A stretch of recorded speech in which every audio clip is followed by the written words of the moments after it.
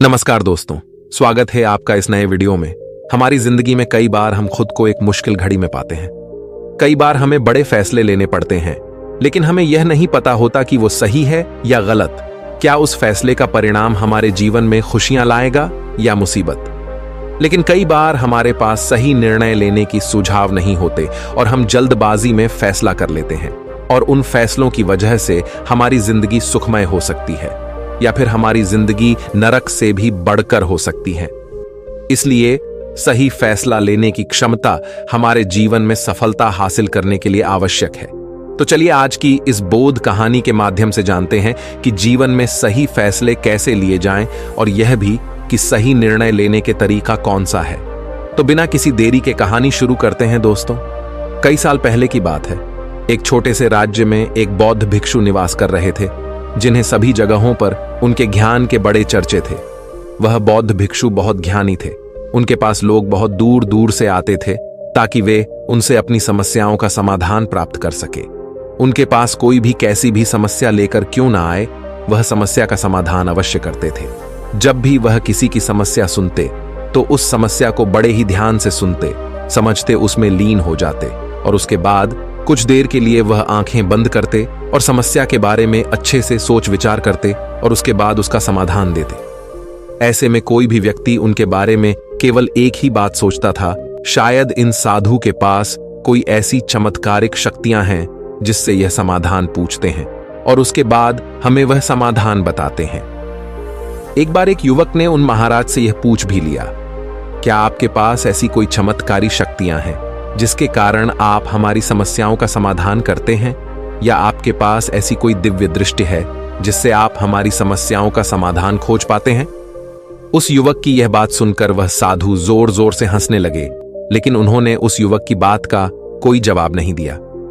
उसके कुछ ही दिनों बाद उस राज्य में एक बड़ी अजीब सी घटना घटी। उस राज्य में एक बुढ़िया औरत रहा करती थी जो अपने पूरे घर में अकेले ही रहती थी। उसका कोई ना था। उस राज्य से होकर 4 मित्र अपने घर की ओर जा रहे थे। वे लोग दूसरे नगर में काम करके पैसा इकट्ठा करके अपने गांव की ओर जा रहे थे। ये बात बहुत पुराने जमाने की है, जब यातायात के साधन ना हुआ करते थे, इसलिए वे लोग पैदल ही यात्रा किया करते थे। इसी कारण वे चारों मित्र अपने अपने धन को इकट्ठा करके अपने गांव की ओर प्रस्थान कर रहे थे। उन चारों ने अपना अपना धन एक छोटी सी पोटली में रखा था और उसी पोटली में उन सब की सारी कमाई थी। तभी उन चारों मित्रों में से एक मित्र कहता है, मित्रों, इस तरह से यदि हम अपना धन अलग अलग रखेंगे तो इससे हमारा धन चोरी हो सकता है। क्यों ना हम अपना सारा धन एक ही पोटली में रख दें, जिससे हम सब इस पर ध्यान भी दे सकेंगे और हमारा धन सुरक्षित भी हो जाएगा। और जब हम अपने गांव पहुंच जाएंगे तो हम वहां पर अपना अपना हिस्सा इसमें से ले लेंगे। उन तीनों मित्रों ने उस युवक की बात मान ली और वे सभी मिलकर अपना धन एक ही पोटली में रख देते हैं और वे सभी मिलकर अपने गांव की ओर आगे बढ़ते हैं। चलते चलते काफी समय बीत चुका था और अब रात्रि होने वाली थी। तभी आगे चलकर रास्ते में उन्हें एक घर दिखाई दिया जहां पर एक बूढ़ी औरत रहा करती थी। रात्रि का समय भी हो चुका था और उन चारों मित्रों को रात रुकने के लिए कोई ना कोई जगह की आवश्यकता भी थी।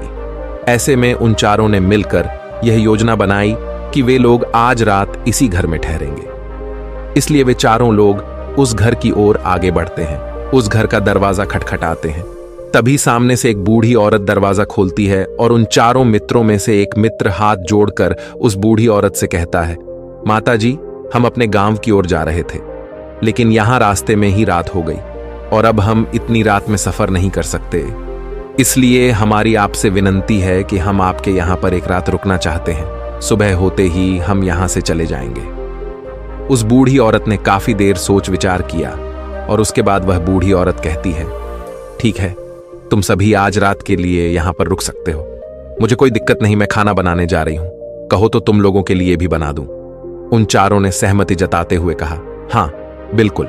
उसके बाद उन चारों मित्रों ने धन की पोटली उस बूढ़ी औरत को थमा दी और कहा, माता जी, इस पोटली में हमारे साल भर की कमाई है। हम चारों ने अब तक का अपना सारा कमाया हुआ धन इसी पोटली में रखा है और अब हम इसे आपको सौंपते हैं, क्योंकि यह हम चारों से ज्यादा आपके पास सुरक्षित होगा। हम बस इतना चाहते हैं कि यदि हम चारों में से कोई एक व्यक्ति से लेने आए तो आप इस पोटली को उसे मत देना जब तक कि हम चारों एक साथ इस पोटली को लेने न आए। तभी वह बूढ़ी औरत कहती है, ठीक है बेटा, यदि तुम चारों एक साथ आओगे तभी मैं इस पोटली को आपको सौंपेंगे। और वैसे भी आप लोग तो सुबह यहां से चले जाने वाले हैं। मैं आपको सुबह ही यह पोटली थमा दूंगी, वह धन की पोटली। उस बूढ़ी औरत को थमाकर चारों मित्र निश्चिंत हो जाते हैं कि अब उनका धन सुरक्षित है और वे लोग खाना खाकर सो जाते हैं। अगली सुबह जब वह चारों उठते हैं तो सभी लोग अपनी आगे की यात्रा के लिए तैयारियां शुरू कर देते हैं। उन चारों नौजवानों में से एक नौजवान थोड़ा सा बदमाश था। वह अपने उन तीनों मित्रों से कहता है, भाइयों, इस बूढ़ी औरत ने हमारी रात भर खातिरदारी की है, हमें अच्छा भोजन खिलाया, सोने के लिए अच्छी जगह दी, रात भर यहां सर छुपाने के लिए एक अच्छा मकान दिया और हमने अब तक उसके लिए कुछ नहीं किया। वह बूढ़ी औरत अकेले ही खेतों में काम कर रही है। क्या हम सभी यहां से जाने से पहले इस बूढ़ी औरत की मदद नहीं कर सकते? उस बदमाश नौजवान ने मन ही मन यह योजना बना ली थी कि वह किसी तरह से भी उस बुढ़िया से पोटली हासिल करके ही रहेगा। बाकी के तीनों मित्र उसकी बातों में आ जाते हैं और वे सभी मिलकर उस बुढ़िया की मदद करने अर्थात खेतों में काम करने के लिए चल पड़ते हैं। वे सभी मिलकर खेतों का काम कर ही रहे थे कि तभी वह बदमाश नौजवान अपने बाकी तीनों मित्रों से कहता है, मित्र, मुझे जोरों की प्यास लग गई है, मैं जरा उस बूढ़ी औरत से पानी मांगकर लाता हूं। वह बाकी मित्र भी अब काफी थक चुके थे, उन्हें भी जोरों की प्यास लगी थी, इसलिए वह तीनों मित्र उसे वहां से जाने की अनुमति दे देते हैं। जैसे ही वह बदमाश उस बूढ़ी औरत के पास पहुंचता है, वह उस बूढ़ी औरत से कहता है, माता जी, अब हम यहां से जा रहे हैं, कृपया करके हमारे धन की पोटली हमें वापस दे दें। इस पर वह बूढ़ी औरत कहती है, नहीं नहीं, जब तक तुम चारों एक साथ ना हो तब तक मैं वह पोटली किसी को नहीं दे सकती। तुम्ही ने तो कहा था कि जब तक हम चारों एक साथ ना हो तब तक यह पोटली किसी को नहीं देनी है। तभी वह बदमाश उन तीनों की तरफ इशारा करते हुए कहता, हे लाओ। उन तीनों ने सोचा कि हमारा मित्र हमारे लिए पानी लाना चाहता है, इसलिए वह हमसे आज्ञा मांग रहा है। तभी उन तीनों मित्रों ने इशारे में उस युवक से कहा, हाँ हाँ ठीक है, ले आओ। ये देख, उस बुढ़िया को यह लगने लगा कि अब ये चारों यहां से जा रहे हैं और ये अपनी पोटली मांग रहे हैं, इसलिए उस बुढ़िया ने वह कोठलाकर उस बदमाश के हाथों में रख दी और वह बदमाश उस पोटली को लेकर वहां से चला गया और बाकी के तीनों मित्र अपने खेत के काम में व्यस्त हो जाते हैं। कुछ देर के बाद जब वह तीनों खेत का काम करके वापस लौटते हैं और बुढ़िया से कहते हैं, माता जी, हमारा मित्र जो यहां पानी पीने आया था वह कहाँ गया? इस पर वह बुढ़िया कहती हैं, क्या वह पानी पीने आया था? पर वो तो कह रहा था कि हम चारों जा रहे हैं, कृपया करके हमारे धन की पोटली हमें थमा दें। तब तीनों बड़े आश्चर्य होकर उस बुढ़िया से कहते हैं, माता जी, हमने भला कब कहा वह पोटली मांगी थी? हमें तो प्यास लगी थी और हमने पानी के लिए इशारा किया था। तभी बूढ़ी औरत उन तीनों से कहती हैं, परंतु अब तो वह पोटली लेकर जा चुका है। तभी वह तीनों मित्र सर पकड़कर रोने लगते हैं और कहते हैं, माता जी, उसमें हमारा सारा कमाया हुआ धन था जो वह अकेले लेकर भाग चुका है। हमने तो आपको कहा था कि जब तक हम चारों एक साथ न आए तब तक आपको वह पोटली किसी को नहीं देनी है, फिर आपने ऐसा क्यों किया? इसमें आप ही की गलती है। हमने आपको उस पोटली की हिफाजत के लिए रखा था और आपने उसे एक ऐसे आदमी के हाथों में दे दिया जिसने हमारा सारा धन हमसे लूट लिया। हम बर्दाश्त नहीं करेंगे, हम राजा के पास जाएंगे और राजा से आपकी शिकायत करेंगे, न्याय की मांग करेंगे। अब तो इस बात का राजा ही फैसला करेंगे।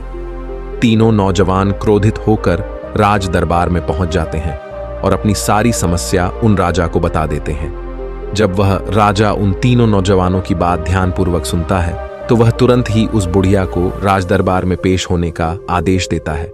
राजा के आदेश पर राजा के सैनिक तुरंत ही उस बूढ़ी औरत को राज दरबार में पेश करते हैं और राजा भरी दरबार उस बूढ़ी औरत को दोषी करार कर देता है और कहता है, तुम्हें वह पोटली उस अकेले व्यक्ति को नहीं देनी चाहिए थी। जब उन्होंने तुमसे कहा था कि जब तक वह चारों एक साथ उस पोटली को लेने ना आए तब तक तुम्हें वह धन किसी को नहीं देना चाहिए था। इसमें तुम्हारी गलती है और अब तुम्हें इसका हर्जाना भरना होगा, तुम्हें इनका धन लौटाना होगा। राजा का यह आदेश सुनकर बूढ़ी औरत फूट फूट कर रोने लगती है और राजा से मदद की गुहार लगाती है और कहती हैं, हे राजन, मैं तो एक बूढ़ी औरत हूं और मेरे पास इतना धन नहीं है और ना ही मेरे घर में कोई ऐसा है जो धन कमाता हो। मेरे पास इतना धन नहीं कि मैं इनका धन लौटा सकूं। मैं तो अकेली हूं, बेसहारा हूं, कृपा करके मुझ पर रहम करे।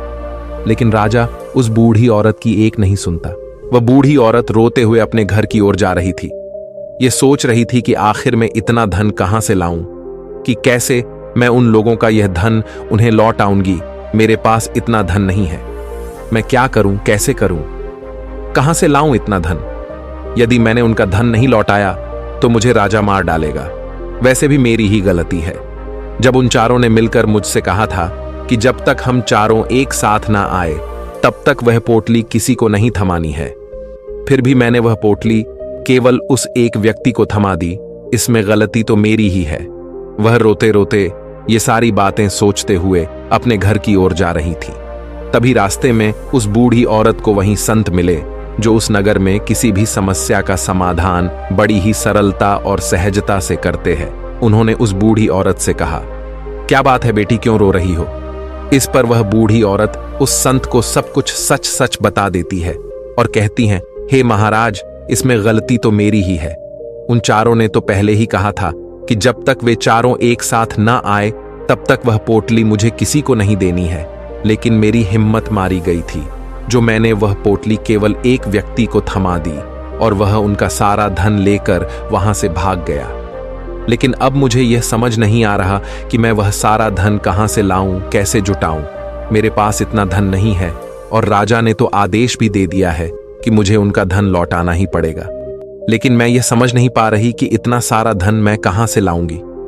तभी वह संत उस बूढ़ी औरत से कहते हैं, शांत हो जाओ, मैं कोई ना कोई रास्ता जरूर निकाल लूंगा। इतना कहकर वह संत वहीं पर बैठ जाते हैं, ध्यान करने लगते हैं। कुछ देर के लिए आंखें बंद कर सोचते हैं, विचार करते हैं। मौन रहकर वह समस्या का समाधान निकालते हैं और उसके बाद वह उस बूढ़ी औरत से कहते हैं, बेटी, राजा ने फैसला किया है, वह बिल्कुल गलत है। आपने जो किया इसमें आपकी कोई गलती नहीं है। राजा का फैसला गलत है। उन संत के इतना कहने पर बूढ़ी औरत चुप हो गई और यह सोचने लगी कि आखिर राजा का फैसला कैसे गलत हो सकता है। राजा तो सभी के लिए न्याय ही करते हैं और वह कभी किसी का बुरा नहीं करते। फिर आखिर आज राजा का फैसला कैसे गलत हो गया? उन संत और उस बुढ़िया की बात आसपास के खड़े लोग सभी लोग सुन रहे थे और वे लोग भी बड़े अचरज में थे, क्योंकि राजा का फैसला कैसे गलत हो सकता है। राजा ने तो बिल्कुल सही फैसला लिया है। इस बूढ़ी औरत ने ही गलती की है, उन चारों का धन केवल एक ही को थमा दिया। ऐसे में इस बुढ़िया को उनका धन तो लौटाना ही चाहिए। राजा ने गलत फैसला कहा किया है। तभी वह संत उस बूढ़ी औरत से कहते हैं, जाओ और राज दरबार में कह दो कि हे राजन, आपका फैसला गलत है और सही क्या है, गलत क्या है, इसका फैसला मैं करूंगा। पहले तो बूढ़ी औरत इतनी हिम्मत ही नहीं जुटा पा रही थी कि वह राज दरबार में जाकर भरे राज दरबार में राजा को यह कह सके कि राजन, आपका फैसला गलत है। लेकिन जैसे तैसे उसने हिम्मत जुटाई और वह वापस राज दरबार लौटी। उसने डरते हुए भरे राज दरबार राजा से बड़ी थर्राती आवाज में कहा, हे राजन, आपने जो फैसला किया है वह फैसला गलत है। इतना कहकर उसने राजा को सारी बात सच सच बता दी। उस बूढ़ी औरत की बात सुनकर राजा बहुत क्रोधित हुआ। राजा ने उस बूढ़ी औरत से कहा, कौन है वह संत जिसने मेरे फैसले को गलत बताया है? क्या उन्हें नहीं लगता कि मैंने सही निर्णय लिया है? मैं हर रोज कई निर्णय लेता हूं, कई फैसले करता हूं, लेकिन आज तक कभी किसी ने मुझसे यह नहीं कहा कि मेरा फैसला गलत है। यदि उन संत ने मुझे सही फैसला न सुनाया, उन्हें फांसी की सजा दे दूंगा। यह बात पूरे नगर में फैल गई। सभी लोग यह जानने के लिए हैरान थे कि आखिर वह साधु ऐसा कौन सा फैसला सुनाने वाले हैं जो राजा से भी उचित होगा, जिसमें सबके लिए न्याय होगा। राजा ने अपने सैनिकों को तुरंत ही आदेश दिया कि जाओ और संत को राज दरबार में लाओ। राजा की आज्ञा के अनुसार वे सैनिक तुरंत ही उन संत को लेने के लिए निकल पड़े। वे लोग कुछ ही देर बाद उन संत को लेकर राज दरबार पहुंचे। राज दरबार में सभी लोग उपस्थित थे और सभी लोग उन संत के फैसले का इंतजार कर रहे थे। उन संत को देखकर राजा कहता है, महाराज, आपको ऐसा क्यों लगता है कि हमने जो फैसला किया है वह गलत है? इस बुढ़िया ने यह वादा किया था कि वह चारों लोगों को एक साथ ही वह पोटली जमाएगी। फिर आखिर उसने अपना वादा क्यों तोड़ा? इसने यह गलती क्यों की कि इसने केवल एक ही को पोटली थमा दी और वह उनका सारा धन लेकर यहां से भाग गया? तो क्या इसमें इसकी गलती नहीं है? क्या इससे इनका धन नहीं लौटाना चाहिए? इस पर वह साधु बड़ी विनम्रता से राजा से कहते हैं, हे राजन, यह आपका फैसला था, लेकिन मैं आपसे कुछ कहना चाहता हूं। इस पर राजा कहता है, ठीक है, कहिए आप क्या कहना चाहते। इस पर वह साधु बड़ी विनम्रता से राजा से कहता है, हे राजन, जैसा कि वादा किया गया था कि पोटली एक साथ उन चारों को ही दी जाएगी, तो अभी तो ये केवल 3 है, चौथा कहां है? तो इनसे कहिए कि ये लोग यहां से वापस जाएं और अपने उस चौथे मित्र को यहां लेकर आए, तभी इनका धन वापस किया जाएगा। और वादा भी ऐसा ही किया गया था कि जब तक चारों लोग एक साथ ना हो तब तक उनका धन उन्हें नहीं लौटाया जाएगा। और यदि यह बूढ़ी औरत इन तीनों को धन लौटा देती है तो ये बूढ़ी औरत अपना वादा तोड़ देगी, और ये सही नहीं है। इसलिए यदि आप चाहते हैं कि इनका धन लौट आया जाए तो पहले इनसे कहिए कि ये लोग जाएं और अपने उस चौथे मित्र को यहां पर वापस ले आए। उस राजदरबार में हर कोई इस बात को सुनकर बहुत खुश हुआ। सभी ने उन संत की बहुत तारीफ की। राजा भी उन संत के इस फैसले से पूरी तरह से सहमत था। राजा तुरंत ही उन संत के सामने सिर झुका लेता है और हाथ जोड़कर उनसे कहता है, हे महाराज, आपका यह फैसला इतना सही कैसे हो सकता है? आखिरी बात मेरे दिमाग में आई क्यों नहीं? मैंने इस बात को इस तरह से सोचा क्यों नहीं? तभी वह साधु उस राजा से कहते हैं, हे राजन, आपके पास और भी काम होते हैं। आप दिन भर व्यस्त रहते हैं और आपको जल्दबाजी में फैसले लेने पड़ते हैं। आपने इस मामले को सुना समझा, लेकिन इसे देखने में आप गलती कर गए। इससे आपने केवल ऊपरी तौर पर देखा। आपने इसकी गहराई तक जाने का प्रयास तक नहीं किया। यदि आपने इस मामले की गहराई को देखा होता, समझा होता, तो आप भी इसी नतीजे पर आते। जब तक हम किसी मामले की गहराई तक नहीं जाते, तब तक हम उसका सही समाधान नहीं निकाल सकते। लेकिन हम में से अधिकांश लोग तो अपने फैसले केवल जल्दबाजी में लेना चाहते हैं, भले ही वह मामला कितना भी गंभीर क्यों ना हो। हमें तो बस अपना हक चाहिए, हमारा नाम होना चाहिए, भले ही फैसला हमारे लिए आगे चलकर हमारे लिए नुकसानदायी क्यों ना हो। लेकिन हम तो उस मामले की गहराई तक जाने के लिए सोचते तक नहीं। तभी वह राजा उन संत से कहता है, हे महाराज, क्या आपके पास कोई दिव्य शक्तियां हैं? क्या आपके पास ऐसी कोई चमत्कारिक शक्ति है जिसे आप सवाल करते हैं और बदले में वह आपको जवाब देती है, जिस कारण आप सटीक और सही समाधान बता पाते हैं?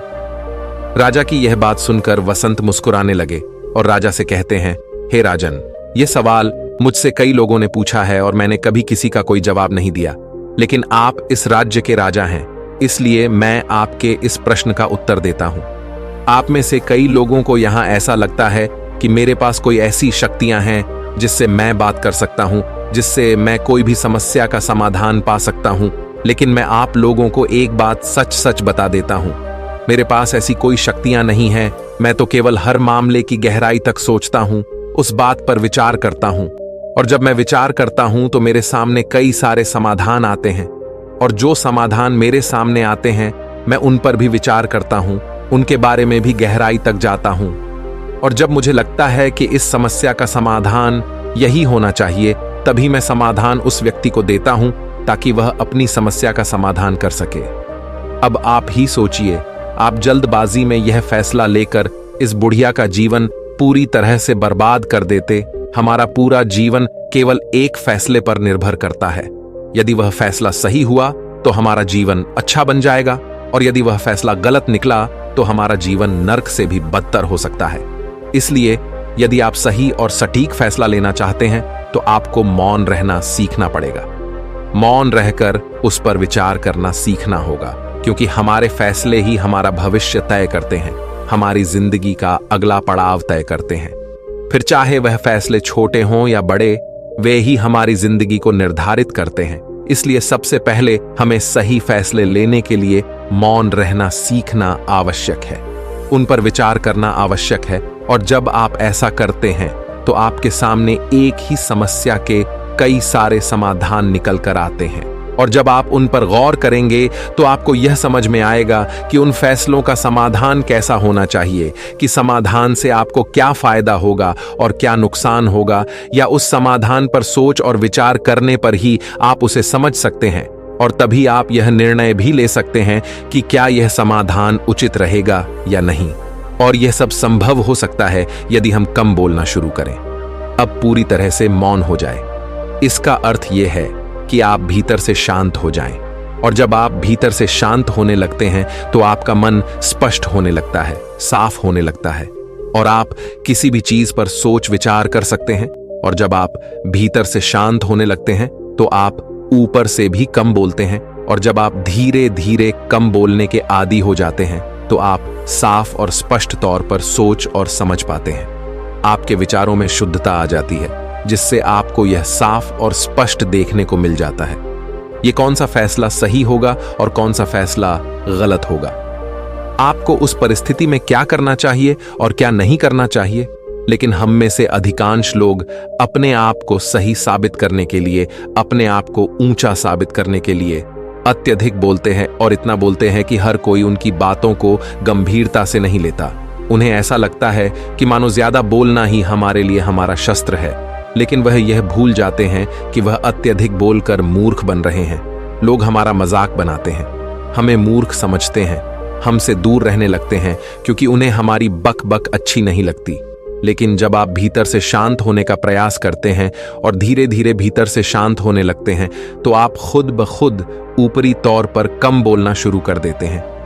इससे आपके मन में, आपके मस्तिष्क में एक साफ और स्पष्ट विचार उत्पन्न होते हैं और आप अपने आप को साफ स्पष्ट तौर पर समझ पाते हैं, देख पाते हैं आपको कब, क्या, क्यों और कितना बोलना चाहिए, और आपको कब, कैसे, क्यों, किस तरह से कौन सा फैसला लेना सही है या नहीं, यह भी आप अच्छी तरह से समझ और जान पाते हैं। जब आप कम बोलना शुरू करते हैं तब आप अपने आप को बहुत अच्छी तरह से समझना शुरू कर देते हैं, अपने आप पर अच्छी तरह से विचार करना शुरू कर देते हैं। तब आपको यह बात भी बहुत अच्छी तरह से समझ में आने लगती है कि जो हम बेकार की बक बक करते हैं उस पर हमारे शरीर की बेवजह ही कितनी सारी ऊर्जा यूं ही व्यर्थ हो जाती है, नष्ट हो जाती है, जिसे हम चाहे तो किसी जरूरी काम में लगा सकते हैं, फैसले लेने में लगा सकते हैं, जिससे हम तनाव मुक्त रह सकते हैं और हमें अच्छी नींद भी आ सकती है। और यदि आप इसी प्रकार सोच विचार कर फैसले लेना शुरू करते हैं तो आपका मस्तिष्क भी अच्छी तरह से काम करने लगता है और आपका मस्तिष्क पहले से भी ज्यादा शक्तिशाली हो जाता है। और इसका एक बहुत अच्छा उदाहरण भी आपको मैं बताना चाहूंगा। जब आप स्कूल में पढ़ते थे या फिर आज भी आप पढ़ रहे हो तो आपने देखा होगा कि जो बच्चे होनहार होते हैं, होशियार होते हैं, वे लोग बहुत कम बातें करते हैं और अपना समय सही चीजों में लगाते हैं। वह अधिकांशतः अपना समय मौन होकर ही बिताते हैं। इसी वजह से वह पढ़ाई करने में बहुत तेज होते हैं। वह जो कुछ भी पढ़ना चाहते हैं वह उसे याद कर ले जाते हैं। लेकिन वहीं पर दूसरी तरफ जो लोग बहुत अधिक बोलते हैं, यदि आप उन्हें पूरे 24 घंटे भी दे दें तो भी वह उस तरह से उन चीजों को याद नहीं रख सकते जिस तरह से वह मौन रखने वाले बच्चे उन बातों को याद कर लेते हैं। और महान चाणक्य ने भी यही कहा है कि जो व्यक्ति ये समझ जाता है कि उसे कब, कहां और कितना बोलना चाहिए, उस व्यक्ति को सफल होने से कोई नहीं रोक सकता। और आप इतिहास उठाकर देख सकते हैं, आज तक जो भी लोग महान हैं, जो लोग भी सक्सेसफुल बने हैं, उन लोगों की आदत बहुत कम बोलने की है। उनका पूरा ध्यान केवल अपने लक्ष्य पर होता है और अपना पूरा समय वह अपने लक्ष्य को पाने में ही लगा देते हैं। इसीलिए आपको भी यह आदत अपने जीवन में उतारनी चाहिए। और कम बोलने का अर्थ यह नहीं कि आप ऊपर से कम बोलें, बल्कि आप भीतर से कम बोलिए, भीतर से शांत रहिए।